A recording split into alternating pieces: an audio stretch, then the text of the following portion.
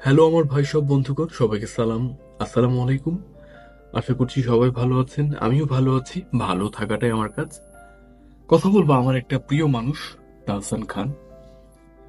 আমি জানি না অনেকেই হয়তো আমার কথা শুনে হাসাহাসি করবে। এইরকম একটা মানুষকে নিয়ে আপনার মধ্যে জায়গা আছে বা আপনি ভালোবাসেন। অনেকের কাছে তো তিনি অপছন্দ, তাই না? দেখেন, আমি নিজেই ভালো না। আমি নিজেই অনেকটা খারাপ মানুষ।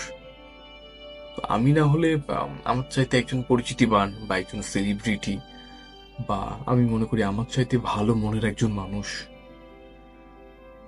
তাকে না হয় আমি ভালোবাসি, সম্মান করি। আমি কখনো ওনার প্রশংসা করতে শুরু করলে থামি না।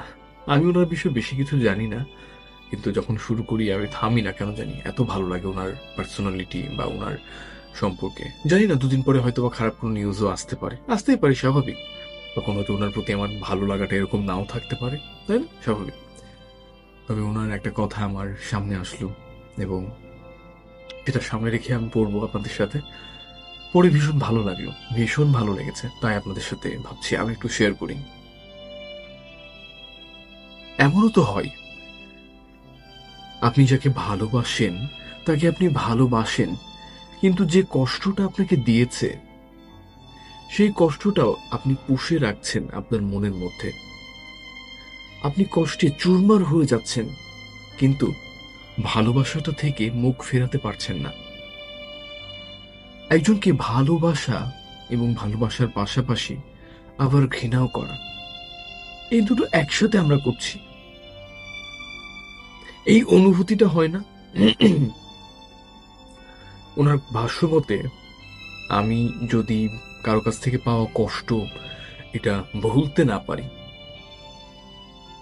নিজেকে আমি ঠিক করতেও পারছি না, বা আমি কাউকে ভালোবেসে কষ্ট পেয়েছি, তার প্রতি আমার যে ঘৃণাটা সেটা কোনোভাবে যাচ্ছে না। সেটা নিয়ে ওনার কথা। এমনটা হতে পারে না তাকে অনেক ভালোবাসি আবার অনেক ঘৃণা করি, দুটো একসাথে?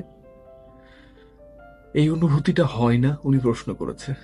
আমি জানি না আসলে কার কাছে কেমন লেগেছে।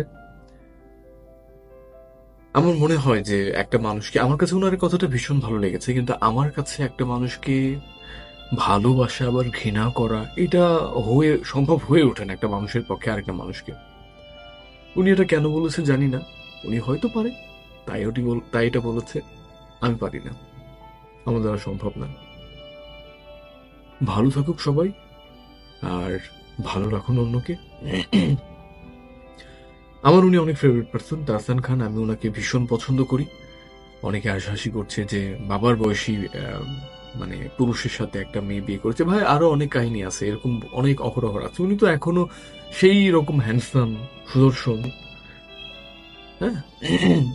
সুযোগ পেলে আপনার আত্মীয় স্বজনের বিয়ের কোনো দায়িত্বে পেলে তাহসান খানের সাথে বিয়ে হবে, আপনিও হাতছাড়া করতেন না নিশ্চয়ই? আপনিও বিয়েটা দিয়ে দিতেন, তাই না? ভালো মানুষ তো। উনি এতটা দিন একজনকে ভালোবেসেছে, এবং এতটা দিনে 7 বছরের মতো সিঙ্গেল ছিল। তারপরে তারপরে একটু ডিসিশন নেওয়ার পরে হচ্ছে উনি এই কাজটা করেছে। তো যাই হোক, ভিডিওটা লং হয়ে যাচ্ছে, কথা না বাড়াই। ভালো থাকুন, ভালো থাকাটাই হোক আপনার কাছে। টাটা।